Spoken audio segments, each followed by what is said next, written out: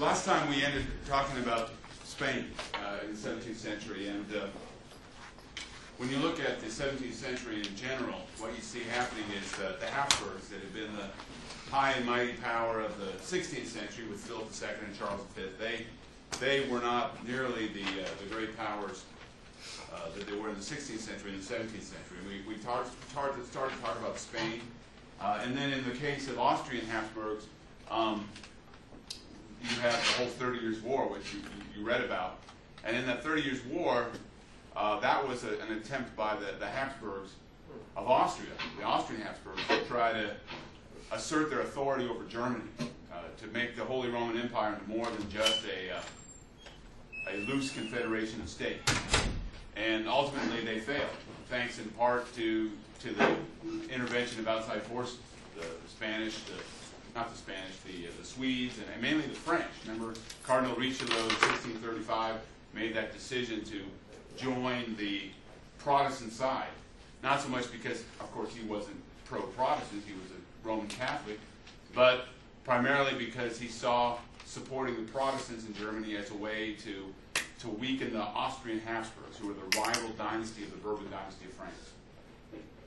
And in the end, that support of France proved crucial, and the attempt by the Austrian Habsburgs to establish a state in Germany that would be under their control failed.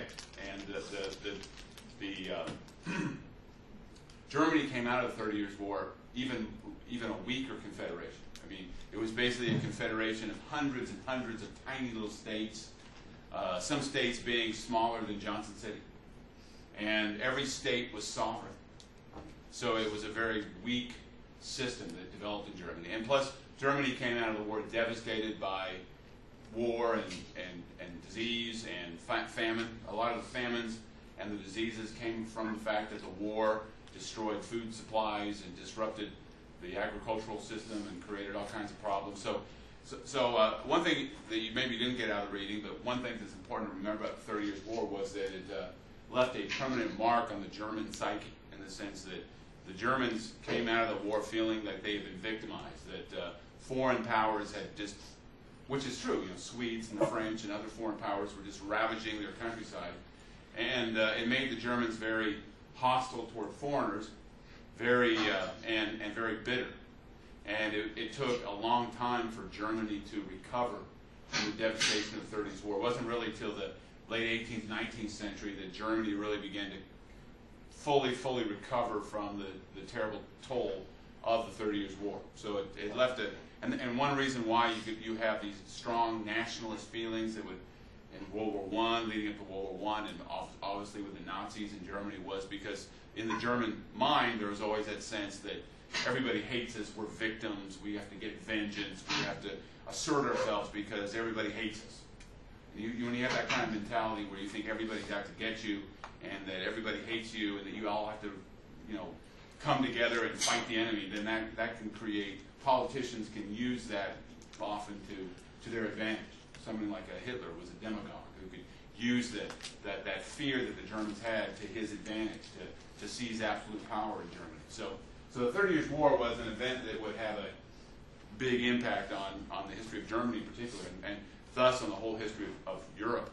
Now, what we see happening is the Habsburgs of Austria, though, they weren't as much in decline as their cousins in Spain. And after the 30 Years' War, the Habsburgs really focused on building up their holdings in Central and Eastern Europe. And what we see happening is that was a trend that was happening across Central and Eastern Europe. And what we see in Central and Eastern Europe is that instead of the growth of nation states, we see the emergence of multi-ethnic empires, where you have a single ruler, a single dynasty, a family that rules over a whole collection of different ethnic groups in an empire. So whereas you have nation states developed like Spain and France and England in Western Europe, in Eastern Europe you have the Ottoman Empire, the Habsburg Empire, and the Russian Empire emerge as the great empires that dominated over many different ethnic groups, and that was the trend. So really, Eastern Europe and Western Europe had very different political development ever since the dawn of the modern era, ever since 500 years ago, when the western part of Europe went in the formation of nation states, and Eastern Europe went toward becoming these multi-ethnic empires. So we're going to be talking about these multi-ethnic empires today.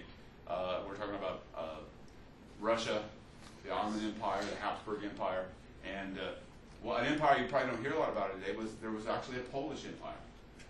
You don't hear about it a lot because it collapsed. All right, so that's what we're going to be talking about today. So let's begin by finishing up Spain. You had that reading about Spain's colonial holdings, you know, what was going on in Latin America in the 17th, 18th centuries.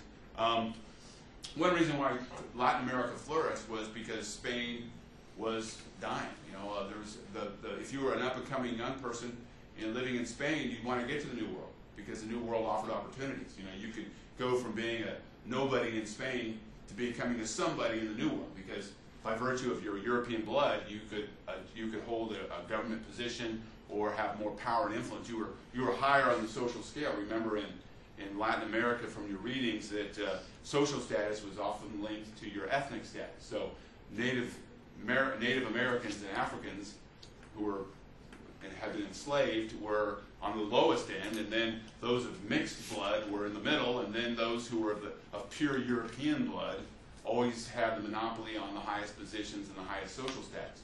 That's what drew so many Spaniards to the New World, was an opportunity to raise their social status and become somebody. And so the best and the brightest of Spain didn't stay in Spain. They went to the New World. So another thing that's important to remember that in colonial Latin America was that it wasn't just Spaniards. A lot of the people who settled in the New World were from Ireland, the Netherlands, Germany. I would say that most of them were Spanish, but a lot of the inhabitants, especially Chile and Argentina and Brazil, are descended from Europeans who weren't necessarily from Spain or Portugal. You know, they might have come from Ireland. A lot of Irish actually settled in Chile, because you know with the Spanish, you know, if you came in and served in the army, especially, then you could get land and position in Latin America. During the Mapuche War, when the Spanish were expanding into Chile and fighting the local Mapuche, or Araucanians as they're called, a lot of the soldiers who came and fought for Spain were not necessarily all Spaniards. Some of them were Flemish and some of them were Irish, and when they came and they fought, they obtained lands for themselves as a reward for their services. Now in Latin America during this time period, because of the weak government of Spain that we already discussed, the Latin America enjoyed virtual autonomy. And so the local population, the Creole population, which were the people of European blood who were born and raised in Latin America, the Creole population flourished in the 17th century because they pretty much called the shots in the local government of Latin America. And you know, Mexico City in the 17th century was one of the great cities in the world. It was a flourishing capital of New Spain, and it had a university. They produced poetry and art. It was one of the great centers of Baroque art in 17th century world, and here it is in the New World. All right, so that's Habsburg Spain. Now, another factor behind Habsburg Spain's decline was the constant war expenses. You know, they had to maintain this empire, and you know, I'm not going to talk about these because we've already discussed a lot of them. They had an ongoing war against the Netherlands that didn't end until 1648. They fought a continual war against Bourbon France.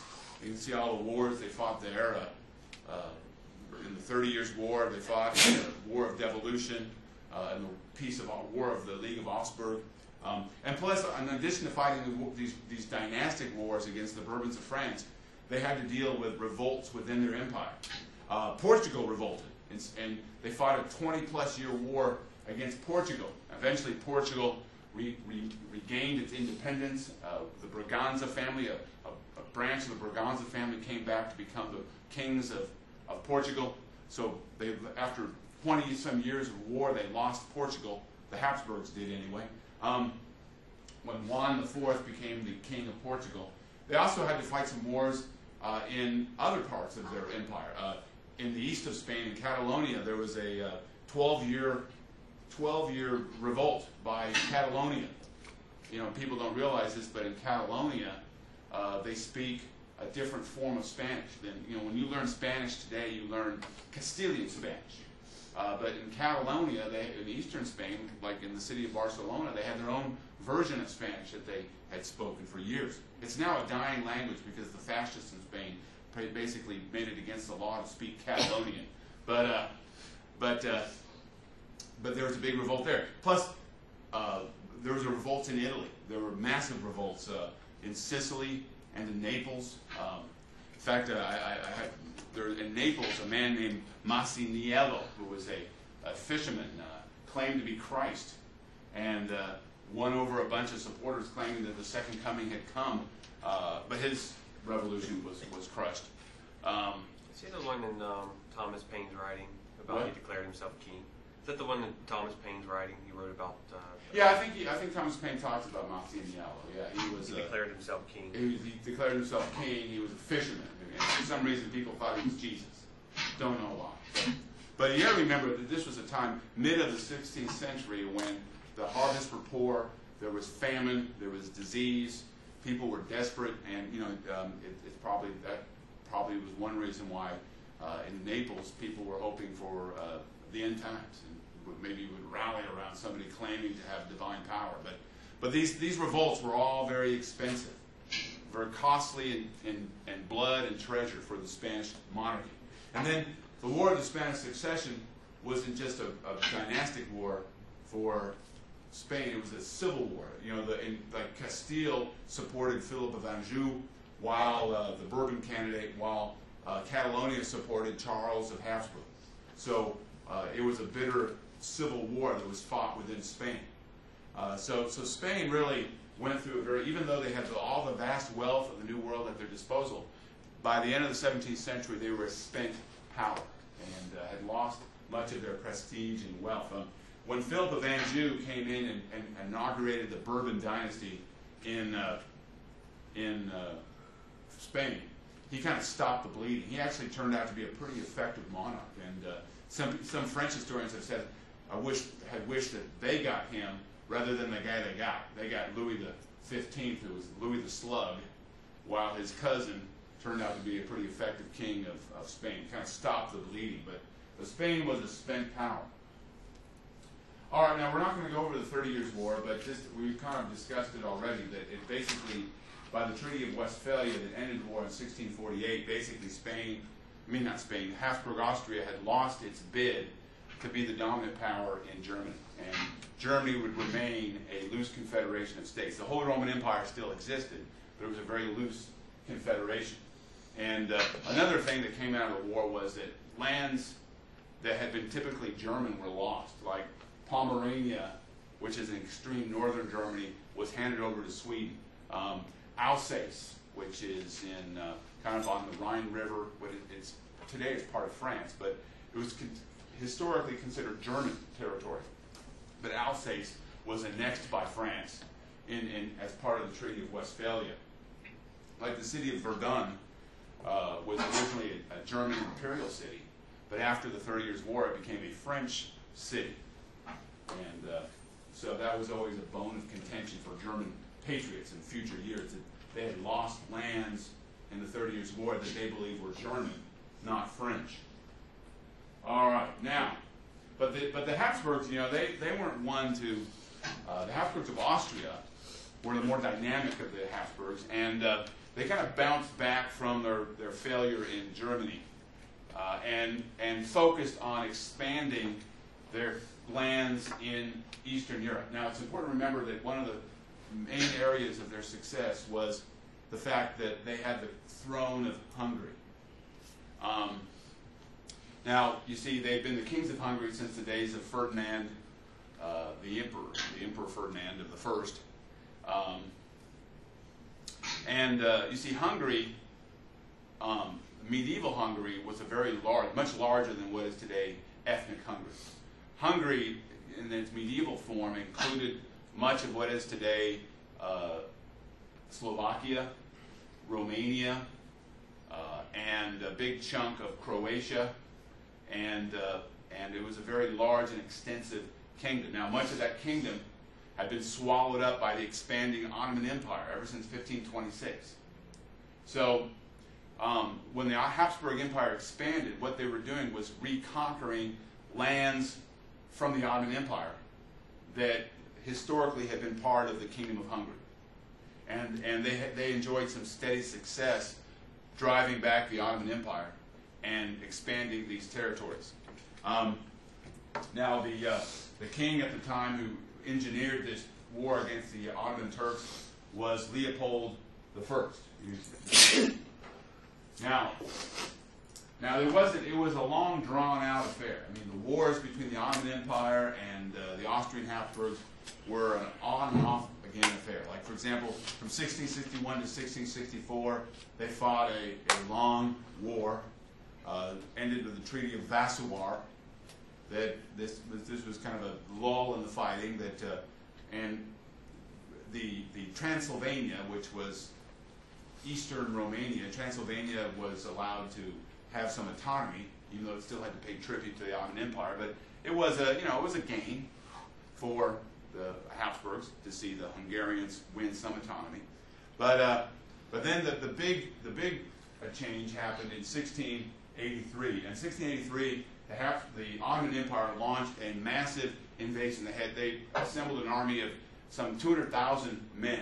A lot of them were actually from what is today Chechnya in Russia. They were Tatars, Muslim Tatars from what is today Dagestan and Chechnya and that part of the world. You know, those Chechens are all over the place fighting the jihad, and they were fighting the jihad back then.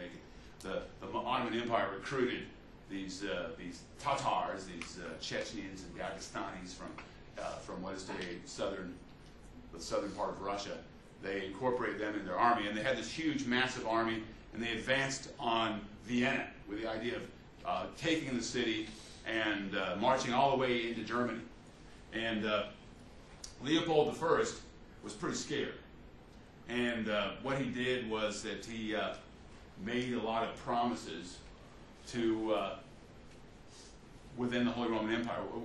Like for example, the Elector of Brandenburg. He'll be important later. That family earned the title King of Prussia because they helped Leopold. So Leopold made promises. Like he said, "Hey, I'll make you a king if you support me," which is a big title. If you support me and provide me money for my war against the Turks. He went to, remember the electors of Hanover who became the kings of England? They became electors. They went from dukes to being electors because they promised money to raise taxes and supported money to support Leopold.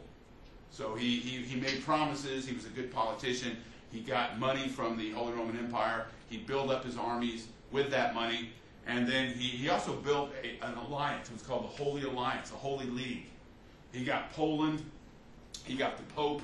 He even got his enemy, his traditional enemy, Louis XIV. Louis XIV, in his later years, got a little religious, and he put aside his traditional hostility to the Habsburg. He joined the League, and he put together this league. And at the gates of Vienna, they stopped the expansion of the Ottoman Empire. It was actually a great story. It's one of my great stories of history. The king of Poland, the elected king of Poland, John Sobieski. When the Ottoman Empire advanced against Vienna, the commanding general did not want to face Sobieski because he had this tradition. He had been an enemy of the Turks as king of Poland for decades. And when he advanced on the Ottoman Empire, he thought that John Sobieski was waging a war in what is today the Ukraine. So he thought, we don't have to worry about Sobieski. He's got his hands full fighting our forces in the Ukraine. We'll take our armies and we'll take Vienna, and we won't have to worry about Sobieski.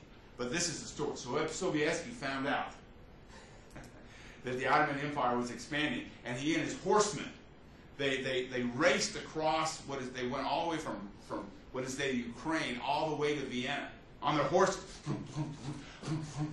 They went all the way across, and then out of nowhere, what they did is the Ottoman Empire didn't know they were there, and there was this hill near Vienna where it was heavily forested, and John Sobieski and his men they hid in this forest so that the Ottoman Empire didn't even know they were there. Now the great story is that John Sobieski was a very devout Catholic, so he had all his men take mass before they went into battle. So then.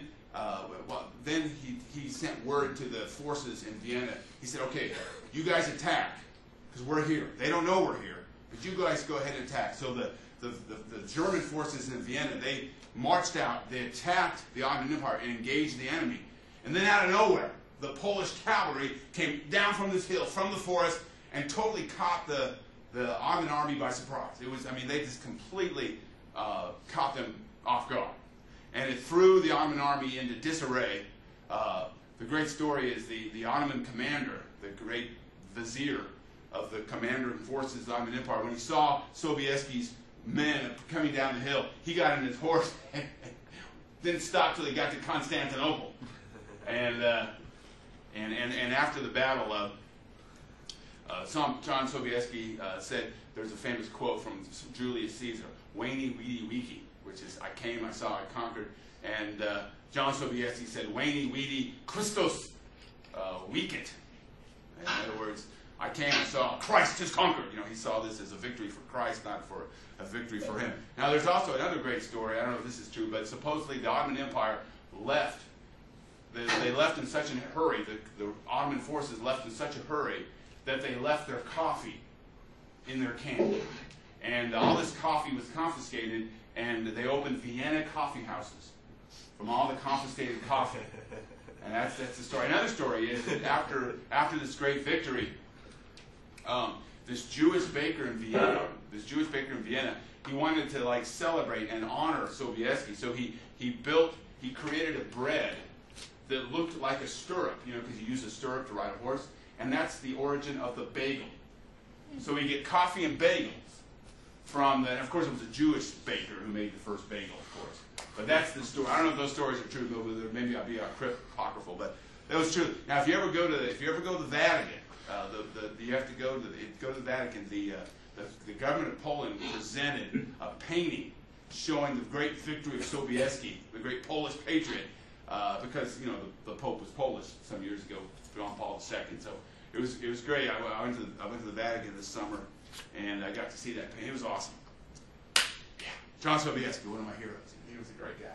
But anyway, of course, he was betrayed by all his friends and died, in misery. But hey, that's the way it goes. If you're a great hero, you have to die in misery. All right, now the thing about it, even though John Sobieski had done all the dirty work, not the dirty work, but he'd done all the war and fighting, it was Leopold I and the Habsburgs who benefited from this defeat of the Ottoman Empire. And building on the success of driving back the Ottoman Empire, the Habsburgs waged a constant war against the Ottoman Empire. And by 1699, by the Treaty of Karlowitz, basically they had recovered almost all of Hungary. So they had recovered what is today parts of Romania, Croatia, and Hungary, Slovakia. All these lands had been recovered and reclaimed by the Habsburg Emperor as the King of Hungary, and the Ottoman Empire had retreated. So it was like a war of independence for the Hungarians.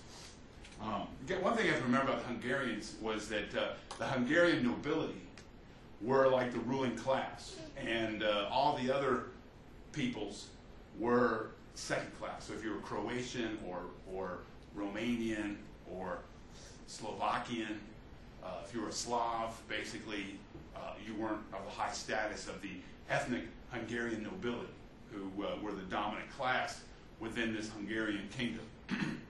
All right. Now following, now we already talked about this, so just real quickly, after Leopold's death, remember when Joseph I, his son, succeeded him. For a while there, remember they were trying to put Charles VI, the younger brother of Joseph, they were trying to put him on the throne of Spain in the War of Spanish Succession.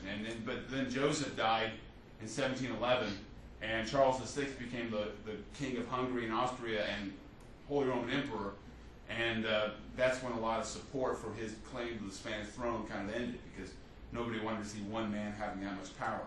But the Habsburgs of Austria actually expanded. They built on the War of Austrian Succession, because as a result of that war, the Habsburgs of Austria got control of the Netherlands. Control of the Netherlands was transferred from the Spanish Habsburg to the Austrian Habsburg. So the Netherlands, what is today the Austrian Netherlands, what is today Belgium, became part of the Habsburg Empire. And also a big chunk of Italy. The former Spanish possessions in northern Italy and Naples went to the Austrian Habsburg. So power in Italy, Italy was a loose confederation of states, but political power in Italy shifted from Spain to Austria now as a result of this of the Peace of Utrecht and the War of the Spanish Succession. So the Habsburgs of Austria came out of all this by the beginning of the 18th century a lot better off than their Spanish cousins who died out. All right. Now,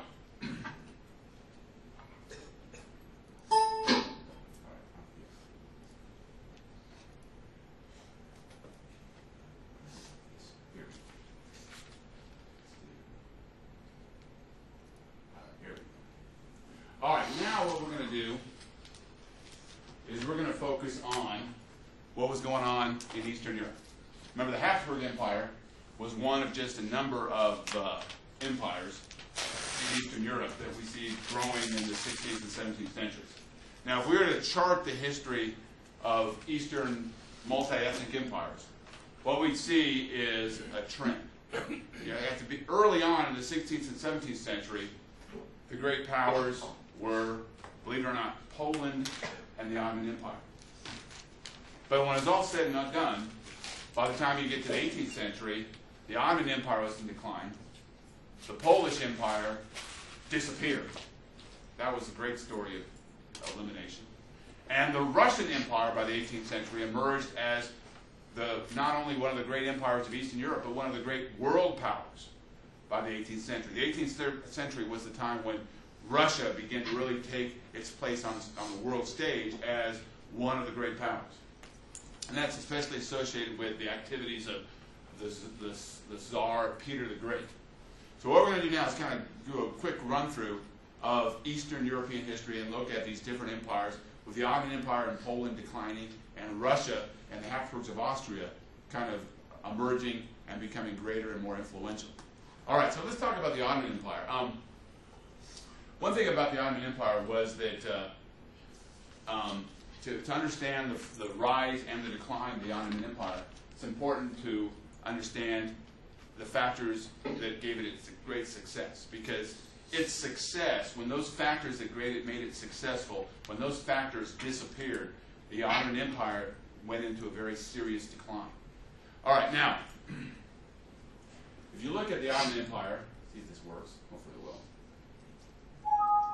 All right, well, it's not working. Oh, man, I should have checked that before I left. But anyway, one thing about the Ottoman Empire was that the Ottomans was the name of a dynasty. They were a dynasty of sultans. A sultan being a Turkish word for warlord or king.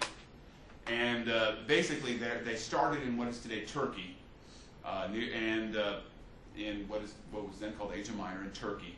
And basically, a lot of their expansion was driven by waging wars in what is today the Balkans, and what is today Greece and Bulgaria and Serbia. And you see, one reason why they continued to grow is because as they waged war against Christian states, they could count on a steady flow of what we call ghazis. What's a ghazi? A ghazi, ghazis were among the Turks of Central Asia. Among the Turks of Central Asia, young men who were especially devout to Islam would decide that they were going to devote their lives to fighting jihad, to being holy warriors, and they would train themselves in battle, and they would fight whoever was fighting a jihad. And so the Ottoman sultans who were waging war against the Christian rulers of the Balkans, they would go to these guys and say, hey, come and fight for us. We're fighting the jihad. We're fighting to extend God's law Allah's law to these heathen, to these non-believers. So all these Ghazis would come in and fight. So, and then another practice of the Ottoman Empire was when they conquered peoples in the Balkans, they would enslave them. They would enslave like their male babies. They would come in and they'd say, "We want your children. Give us your children." You know, they would take the kids, and these children would be raised as the slaves of the Sultan. And you think it's slaves, man? They're enslaving children. But being a slave of the Sultan was a pretty good life because, you see, they were part of the household of the Sultan. And they were raised, they were given a pretty good education. They were given anything they could eat.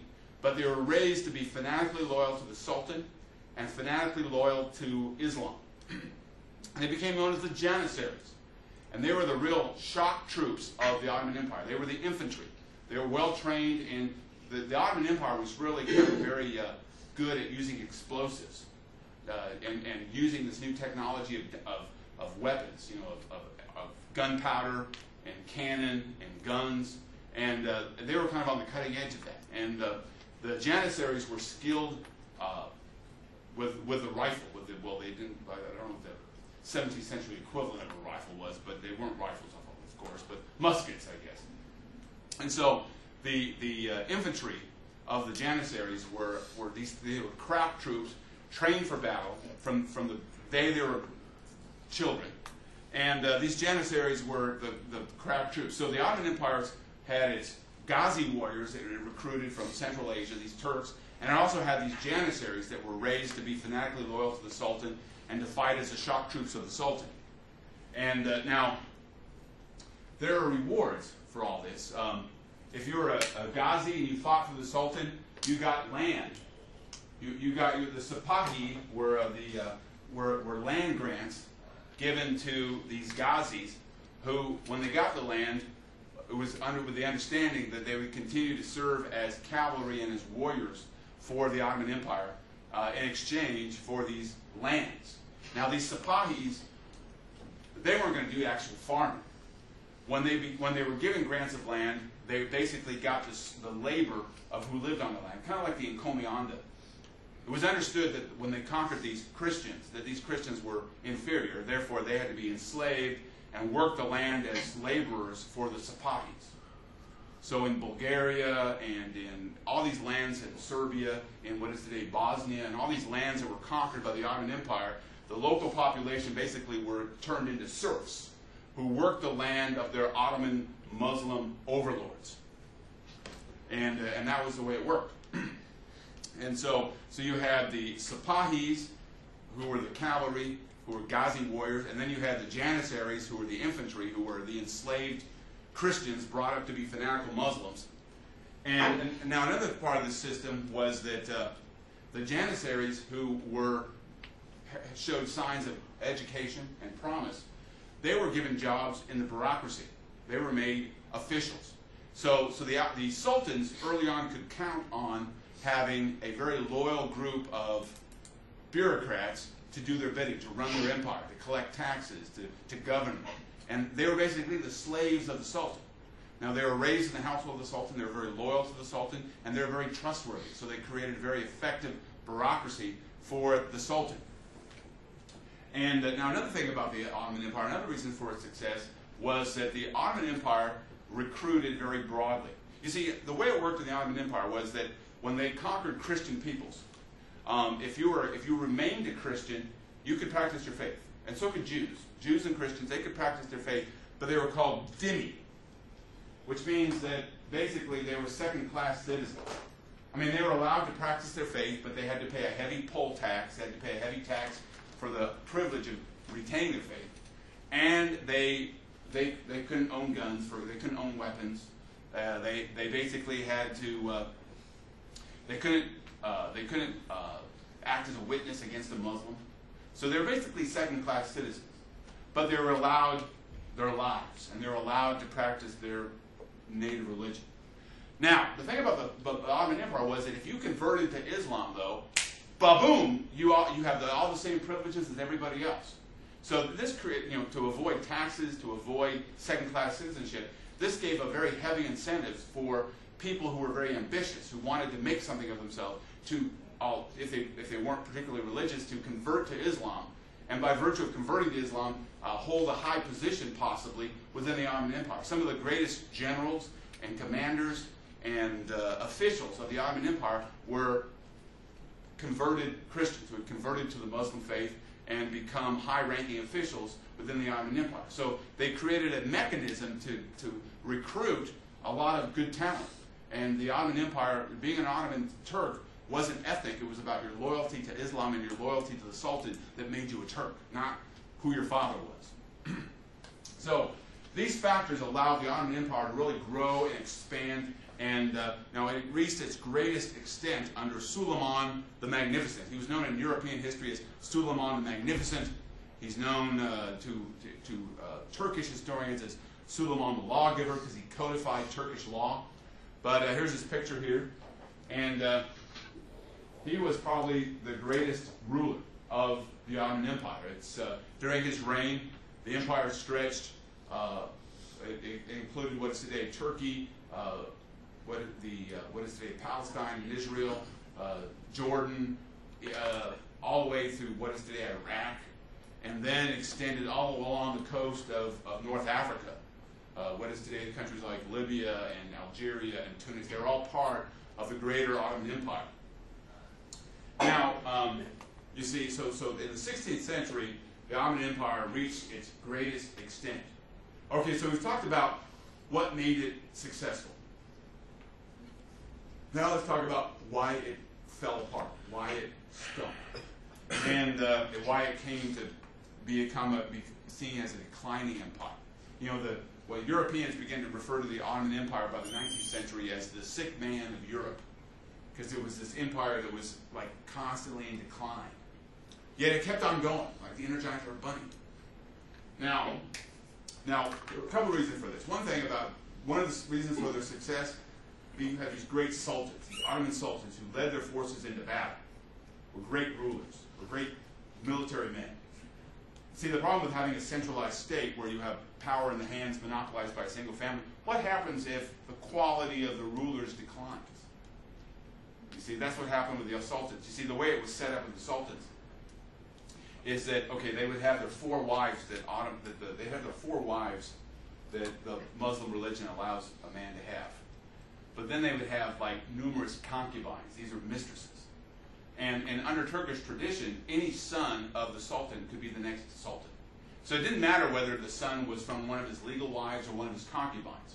Now all the women were kept in a harem, and all the wives and the concubines of the sultan, and their children grew up kind of segregated from the rest of the population. The only male companionship they'd have would be eunuchs. These would be castrated men.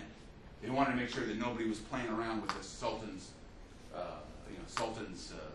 women, so that all the men that were their servants were castrated as children. They didn't have testicles. All right, so that's how they set it up.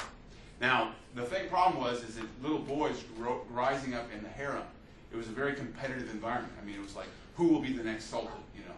So you imagine that cheerleader moms and beauty pageant moms are pretty ambitious. Imagine harem moms. You know, all these women, their son could be the next sultan. So there was a lot of intrigue going on. There would be great if they had like one of those, what do you call those, reality TV shows. Be like, who will be the next sultan? And then Julia wants her son to be the next sultan. She's plotting against Susie over here, you know, and maybe have a little voiceover. They should make that an HBO special. Make it a make-believe thing, you know. The harem. It'd be a great show. Don't you think it'd be like they could put it on like Showtime or HBO, put in pornography in there, all the guys will watch it, you know. But anyway, they had this big harem, you know, and so a lot of times these boys rising up, it became the tradition. If you were once you became the sultan, to either have all your brothers murdered or to have them mutilated, or you know, you'd like cut their ear off or cut their tongue out, you know, so they wouldn't be. It was believed that only somebody who was physically whole could be the sultan. So you do something to your brother. If you didn't want to kill your brothers, you would like cut their legs off or cut their ears off, so they would be like not whole and unfit to be sultan. But anyway, or if they were mentally ill, you didn't worry about them. But anyway, so you had a lot of times these sultans imagine growing up in that environment. You can see that some of the sultans would be a little crazy, and that became true. Over time, more and more of the sultans were mentally ill or mentally incapable. Just give you a couple examples here. Now, Murad IV is considered to be one of the last he was the last sultan to lead his armies into battle. He defeated the Iranians and conquered Baghdad. So he was the last great military leader but he was also a little crazy. He was very paranoid. He ordered 20,000 executions during his reign. 20,000 men. These are people he considered to be traitors. So he was a very cruel, murderous man who murdered anybody he thought was a potential enemy. But he was the last great sultan to command armies into battle. Now, when he died, he had a younger brother who was crazy, who assumed the title of sultan following his brother's death. Now, Ibrahim I was completely nuts. I mean, he did nothing. He spent all of his time in his harem, which maybe wasn't so nuts after all. All he did was have relations with his concubines. He used to take jewel baths. His big thing was to have an orgy where he would be all covered with jewels and be having relations. Kind of like Justin Bieber and his strip clubs or something. I don't know. But this is what this guy was doing. And so basically over time, as the sultans became more and more erratic and more focused on the harem, what happened is that the government, more and more of the function of government was in the hands of the bureaucrats. And for example, by the 17th and 18th century, real political power was more and more concentrated in the person of the Grand Vizier. The Grand Vizier was kind of like the chief minister of the Sultan. Now, the problem with this situation was that a lot of these bureaucrats, without having a strong leader at the top, you see a similar situation to what we saw in Spain, where if there's no one watching the house, nobody's being held accountable. So the bureaucracy of the Ottoman Empire became increasingly bloated and corrupt. And you had more and more officials who saw their position as a bureaucrat as an opportunity to advance their own personal gain, and so the bureaucracy became increasingly inefficient and corrupt. And the only way that they could make up for lost revenues because of corruption was by heavier and heavier taxes. So taxes became a big issue. I mean, the taxes got so bad on people that in parts of Greece, the locals would just run into the mountains and hide and become bandits rather than pay these heavy taxes. And banditry became a major issue in the Ottoman Empire in the 17th and 18th century because the taxes were so high that people just said, I'm out of here. They would go and run up into the mountains and be bandits and highway robbers. It became a big issue. So having a corrupt bureaucracy and heavy taxes had the effect of hurting stability and hurting the economy of the Ottoman Empire on a large scale. Now, another thing that happened was that as the bureaucracy became more and more corrupt, what happened is that local officials became more independent of the Sultan. So over time, the local governors pretty much were elected locally or chosen locally and basically gave lip service to the Sultan. For example, in Bosnia, the Pasha of Bosnia was basically, the governor of Bosnia was an independent ruler, chosen by local Muslims to be the Pasha. The same was true in Tunis, in North Africa. The governor was elected, he was called the Bey. In Egypt, the local Muslim warriors elected the Khedive. So what happened is that in parts of the Ottoman Empire, in Egypt, in Tunis, in Bosnia, in different parts of the Ottoman Empire, local officials pretty much became independent and autonomous, gave lip service to the Sultan as their overlord, but pretty much ran their own affairs. So the Ottoman Empire still continued to exist, but it was very much more like the Holy Roman Empire, more like a loose confederation of states where the Sultan was considered to be the high overlord. Now, another problem that the Ottoman Empire faced was that the Janissaries became more of a strength and more of a liability. See, the Janissaries, over time, as the wars of conquest ebbed, the Ottoman Empire was not in a position to enslave children as wars ebbed. The wars came to an end. So the result was that over time the Janissaries went from being enslaved kids raised to be fanatical Muslims to a hereditary class. In other words, If your father was a Janissary, you became a Janissary. And the Janissaries went from being crack troops to being kind of like weekend warriors. Basically, they were Janissaries, and sometimes they were craftsmen, sometimes they were local tax officials and bureaucrats, lower-level bureaucrats. And when they did their fighting, they did it on weekends. They would every once in a while get together and drill. But they weren't the crack fighting force that they had once been back in the days of Suleiman the Magnificent. When the Ottoman Empire launched their major assault on Vienna in 1683, the local Janissaries were useless. They had to recruit a bunch of, like I said, Dagestani, Chechnyan Muslims from the Caucasus to be the bulk of their armies because their Janissaries were so weak. And eventually, the decline of the Janissaries, the decline of the military, the decline of the bureaucracy would be a reason why the Habsburgs would begin to really push and drive the Ottoman Empire out of Hungary. So what was the loss of the Ottoman was to the gain of the Habsburgs of Austria. But one reason why the Ottoman Empire continued to exist, you'd think it was in decline. Why did it continue to exist? Was because it really had a great idea. It was, even though it was a very loose confederation of states, it was very weak. All the Muslim rulers could kind of see the Sultan as the Caliph, the successor to the Prophet Muhammad, as the Caliphate. There was a sense that the Sultan, regardless of his personal problems, the Sultan was a symbol of the unity of the Sunni Muslims. The Ottoman Empire was a Sunni Muslim state, and the Sultan was the protector of the holy cities of Mecca, Medina, and Jerusalem. And so there was this kind of sense that all the Muslims were united by this, the Sunni Muslims were united. And so there was a lot of stability, even though the empire was pretty weak. In fact, Al-Qaeda today blames the West for destroying the Ottoman Sultanate because they believe that was a destruction of the historic caliphate. And one of the goals of the Al-Qaeda today is to restore that sense of unity among Muslims under a supreme caliphate that will rule the world, that will kind of restore and magnify what the Ottoman Empire was able to do. So they had a great idea that brought unity to Muslims in that particular part of the world that brought stability for centuries.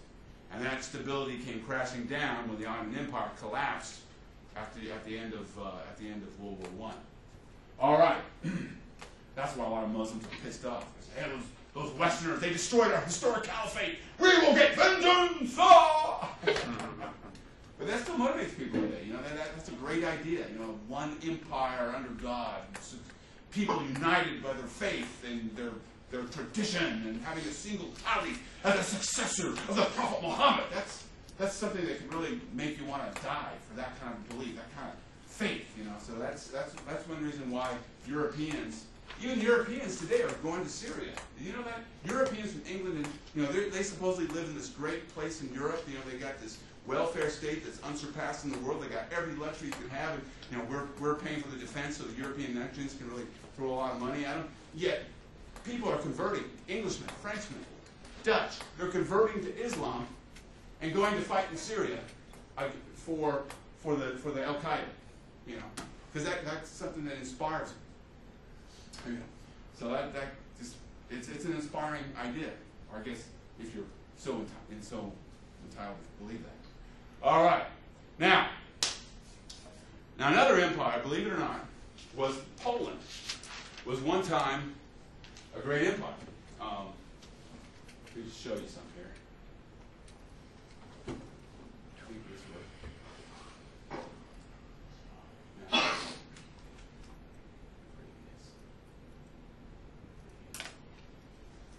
I guess I can't get it. That's a lie. I guess I can't get it.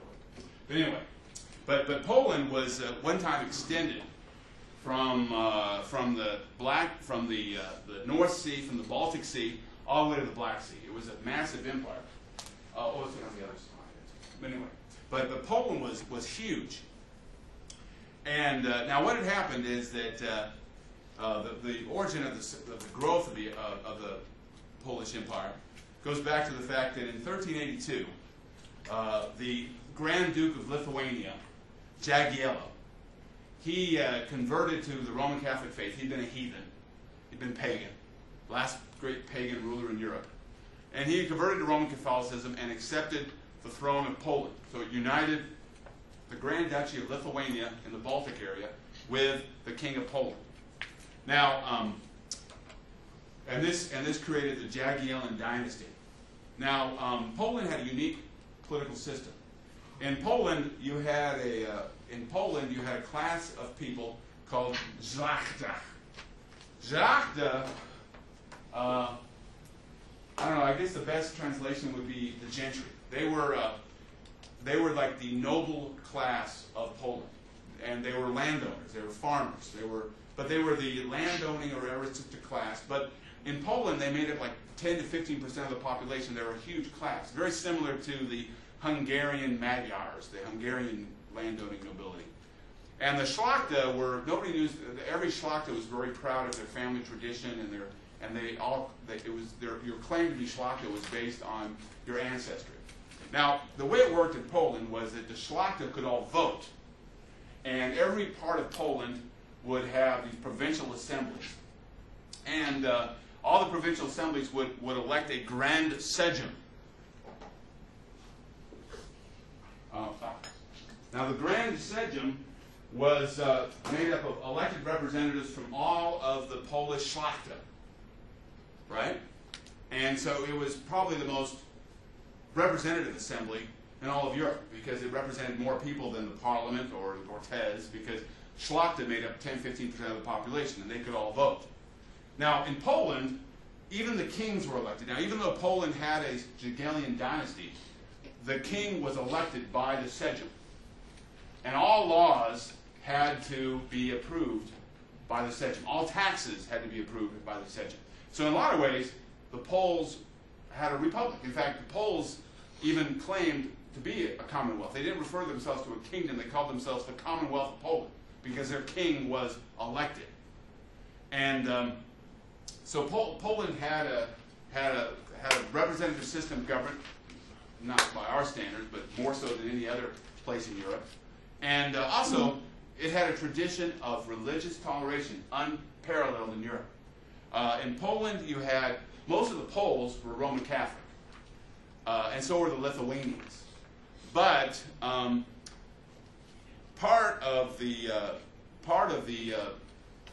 Poland included large numbers of Ukrainians who were Russian, and Belarusians and Ukrainians were part of this enlarged Poland. And they were Orthodox Christians. And they, in fact, a church was created called the Uniate Church, which was under the jurisdiction of the Pope in Rome, but was still allowed them to practice their traditional Eastern Orthodox religion. And then also in Poland, when the Reformation came in, the Lutheran and the Calvinists were allowed full freedom of religion. The thing about Poland is that Poland included large, especially in its cities, included large numbers of Germans, ethnic Germans, who continued to speak German. And many of these ethnic Germans had been invited in by Polish noblemen because they were good craftsmen or good farmers. They were respected for their skills, and they were brought in and they settled in Poland. So many of the German inhabitants of Poland had converted to the Calvinist or the Lutheran church. So you had Protestant Germans, Lutherans, Calvinists. You even had Unitarians in Poland. The Polish Brethren, the Unitarian Church, one of its few footholds was in Poland. Another very significant part of the population in Poland were Jews. Most of the Jews in the world in the 16th, 17th, 18th centuries, most Jews lived in Poland. And they had their own language. They all spoke Yiddish. Yiddish is a very interesting language. It's a mixture of Old Hebrew, Aramaic, and German.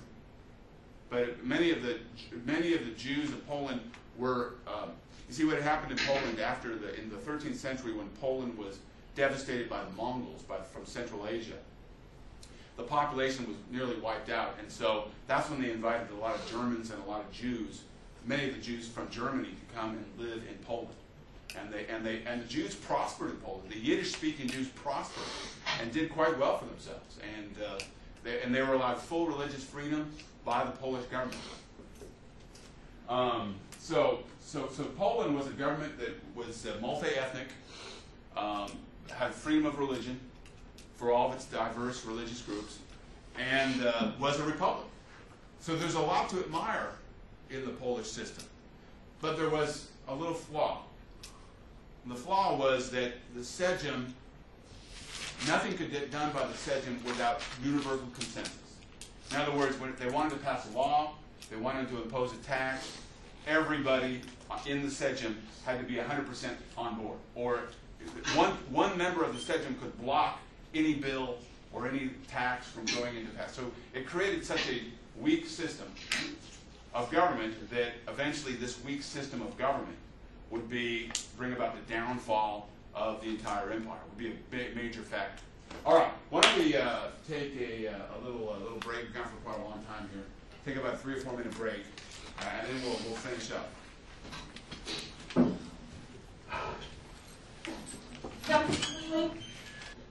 All right, so we talk about the late great Polish Empire.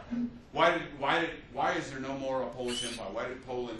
And by the end of the 18th century, there was no more independent Poland. I mean, there were still Polish people, but Poland completely evaporated as a state by the end of the 18th century. So the question you have to ask is why? Well, okay. Remember, I mentioned the Sejm, and the Sejm was made up of all the Szlachta, the landowning nobility, and they elected their representatives to the Sejm.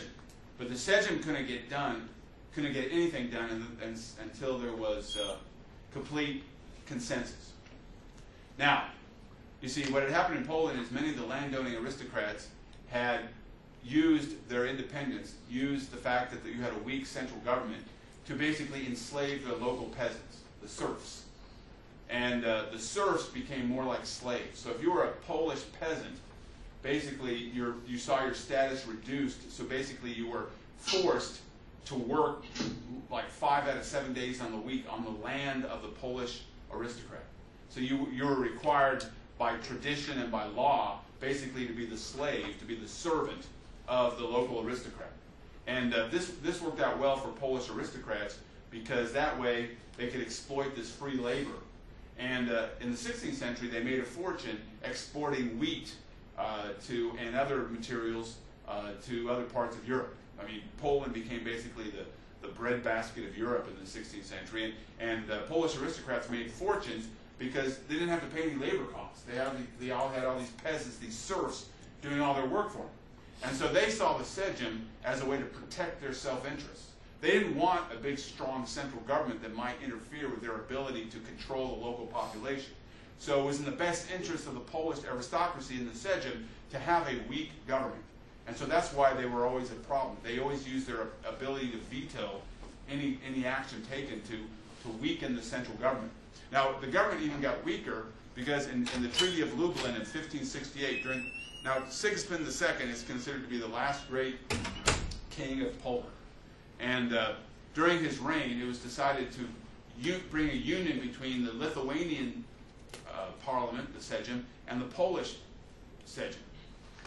Now, the problem with this union, the Union of Lublin, as it was called, was because it made it even harder to have any kind of consensus. At least when you just had an entirely Polish Sejm, they all spoke Polish. But when the Lithuanians joined in, there was nothing that they could agree upon because the Lithuanian nobility and the Polish nobility had very different interests. And plus the Lithuanian nobility was much smaller and had much more serfs under their control. A lot of the Lithuanians actually enslaved Russians. There was an ethnic component where the ethnic Lithuanians would enslave and make serfs of the Russians or the Ukrainians or the Belarusians that were under their control. So the Union of Lublin made it even harder for there to be any kind of consensus within the Sejm. Now, so you had a very weak central government that protected the interests of the large landowners. Now, another crisis arose with the death of Sigismund II. You see, great story, if you like romance. The Poles are very romantic people. He loved his wife, and she was a peasant. He fell in love with a peasant girl, and he loved her. And he said, if her children aren't my heirs, I won't have heirs. He wanted, and then people say, but she's a peasant. We can't have peasant children on the throne of Poland. So he said, I don't care. I love this woman. We're married. I don't care. So what happened was that his children were bypassed, and so the Sejm elected a distant relative of the Jagiellon family by the name of Sigismund III. Now, so there had been a time you see from 1572 to 1587 they went through a bunch of different. For a while, they remember Henry III, the king of France, who was transsexual. For a while there, he was the king of Poland. Then he showed up. And I'm thinking, I don't think we want him to be our king anymore. So they sent him back. That's a true story. They didn't want a transgendered guy as their king of Poland. But anyway, but eventually they settled on Sigismund III. Now, the Sigismund III, the thing about Sigismund III was that he was also the king of Sweden. King of Sweden and now king of Poland. But, you see, the problem for him was that his mother was Catholic and he had been raised a Roman Catholic, and he was actually received a Jesuit education. Now, when he became king of Sweden, his mother was Jagiellon. His father belonged to the family of the ruling family of Sweden. But the Gustavs, I think that was their name. Gustav, yeah.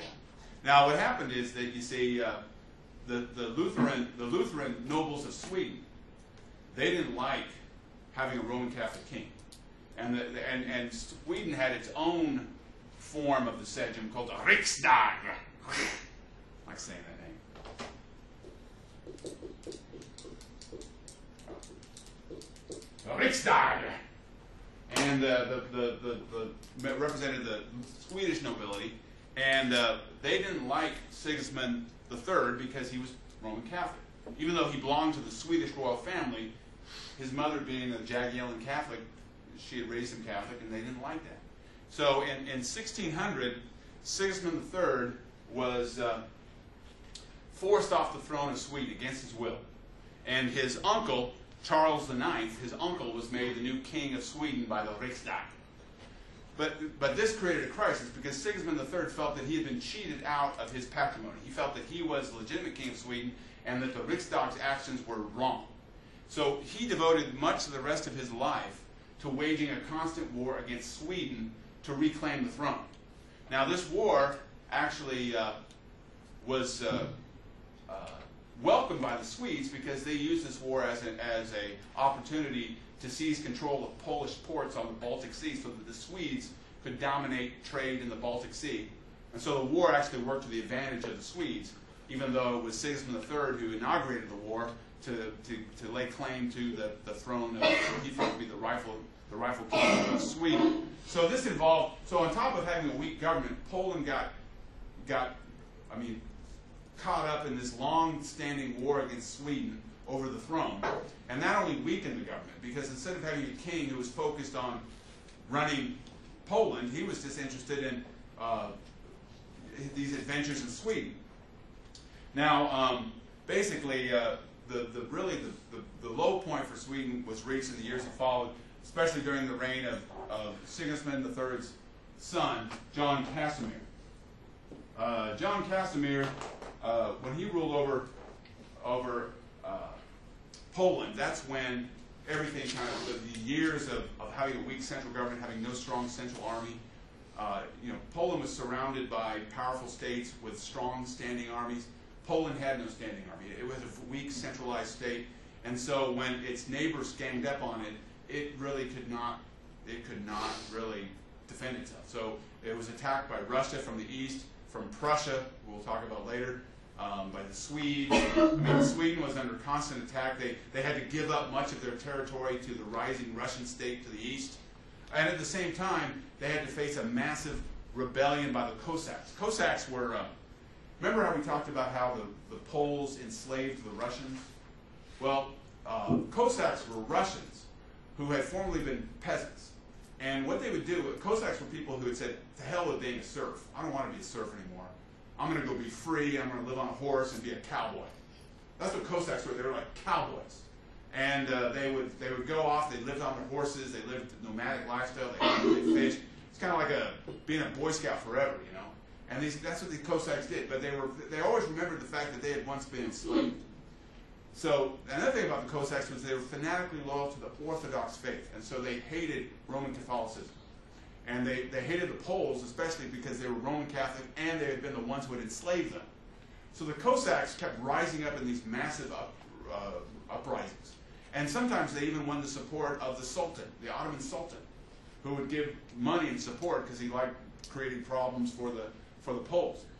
So on top of being attacked by their enemies on all sides, the Turks to the south, the Prussians to the east, to the west, the Swedes to the north, the Russians to the east, I mean, in addition to being attacked by all these forces, they had to deal with massive peasant uprisings by ethnic Russians and by Cossacks. And these Cossacks, they didn't care, man. They hated Jews too. They would go out, they would kill Jews like crazy. They would slaughter the Jews. They would kill Polish nobles in the most horrible ways. They would mutilate them and kill them. They were just full of hatred, full of anger. And it was very bloody, very violent time. So Poland was basically just collapsing. Now, eventually, what happened is that Poland got a little bit of a reprieve. They elected one of their own, named John Sobieski, who I already mentioned. He was the king of Poland he was elected king of Poland he was one of the nobility. They elected him because he was a military general. They needed some kind of military leadership as their country was being surrounded on all sides. And he provided that leadership. There he is. Riding his horse. Now, the problem with John Sobieski was that he wanted to see Poland have a stronger state so they could have a standing army, so they could defend themselves. But a lot of the Polish nobles who made up the Sejm, they didn't want that. They didn't want to see a strong central state because they liked basically being autonomous and being able to exploit their local peasants to the full hilt. So, when John Sobieski died, instead of creating a dynasty of Sobieskis, which John Sobieski hoped to do, the Poles decided what we need is some kind of worthless foreigner to be our king who won't do anything so that we can run the show. And they found the most worthless piece of crap to be their king. His name was Frederick Augustus of Saxony. He was the elector of Saxony. He was a slug. I mean, all this guy did was have sex with his mistresses. I mean, whatever, but he was a slug. He was a big old fat guy, did nothing. But they figured, hey, we want this guy to be our king because he will do nothing. That way we can run the show and do whatever we want. So you had a whole line of Frederick Augustus of Saxony. And his sons were just like he was, worthless slugs who did nothing. And he even converted. He was born and raised a Lutheran. He converted to the Roman Catholic faith, so he became the king of Poland. But you see, what happened is that sealed their fate, because instead of having a strong executive, they needed some kind of strong state to defend themselves from their enemies. Instead, they got weaker and weaker, and eventually Poland was partitioned among its its neighboring states. By 1796, there had ceased to be a Poland. All of Poland had been either taken over by the Russians, the Prussians, or the Austrian Habsburgs. And so after 1796, there was not an independent Poland until after World War I. So they kind of sealed their own fate. All right. Now, one of the great stories of early modern Europe is the rise of Russia. Now, Russia would go from being one of the weaker states to becoming one of the great states of Europe after Peter the Great. And when you look at the 18th century, if you look at the centuries, the 16th century, all Spain, right? Africa, Spain. 17th century, Louis XIV in France. They were the dominant state. In the 18th century, there really isn't one powerful state, but there emerged a couple of states that were really the real big movers and shakers in European history. And one of them was Russia. And it was Peter the Great who kind of turned Russia into a great empire and a great player on the world stage. And Russia would emerge as one of the great powers of the 18th century. Another one would be Prussia. And another one would be Great Britain, the British Empire, which was not a European-based empire, but it was a worldwide colonial empire. And so those three states, Great Britain, Prussia, and Russia, would kind of be the major players, the big movers and shakers in the 18th century. But before the little computer tells us it's time to quit, let's talk a little bit about Russia. Now, Russia was very unique in the sense that it was different from the rest of Europe. It was not Protestant, it wasn't Roman Catholic, it was Orthodox. In fact, it claimed to be the third Rome. First there had been the Roman Empire, then there had been the Byzantine Empire based in Constantinople. But in 1453, Constantinople was taken by the Ottoman Turks. And the Moscow, the capital of Russia, claimed to be the successor of the Byzantine Empire and claimed to be the third Rome. So, and now even the title of the Russian emperor, Tsar, is actually a corruption of the word Caesar. Tsar or Tsar, T or Z, is Russian for Caesar. So basically, the Russian ruler viewed himself as the successors of the emperors of Rome, as the rulers of a universal empire. Now, in both the Byzantine Empire and the Russian Empire, the emperor was more than just a man. He was the 13th apostle. He was Christ's representative on earth. In the Russian Orthodox Church, the Tsar was both head of state and head of the church. So he combined the powers of a pope. Your conference is scheduled to end in 2 minutes. There we go.